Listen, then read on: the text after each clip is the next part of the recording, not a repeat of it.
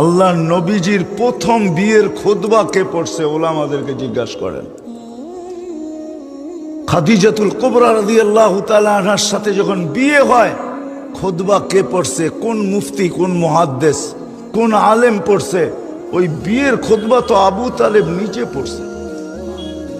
এমন খুতবা পড়ছে কিয়ামত পর্যন্ত কোনো মুহাদ্দিসের পক্ষে ওরকম খুতবা দ্বিতীয় বানানো সম্ভব না। আমার মনে হয় দ্বিতীয় খুতবা বানানো সম্ভব না, যে ৪৪ বছর ভাতিজাকে সিনার ভিতরে রাখছেন।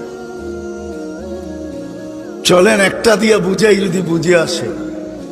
আনাস ইবনে মালিক রাদিয়াল্লাহু তাআলা আনহুর বাসায় মেহমান আসছেন, তো দস্তরখান বিছাইছেন, দস্তরখানে ময়লা ছিল, তো উনি উঠায়া, সামনে চুলা জ্বলতেছিল, মেহমানের জন্য পাকশাক হইতেছিল, উনি দস্তরখান উঠায়া চুলার ভিতরে নিক্ষেপ করছেন।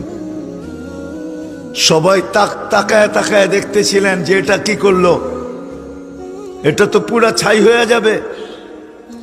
একটু পরে উনি বাহির করে নিয়ে এসে ঝাড়া দিছেন, ময়লা পরিষ্কার, আগুন ময়লা খায়া ফেলছে, ছাই বানায়া দিছে, ঝাড়া দিছেন, পরিষ্কার হয়ে গেছে, দস্তরখান বিছায়া দিছেন। সবাই জিজ্ঞাসা করছে, আনাস এই জাদু কোত্থেকে শিখলে?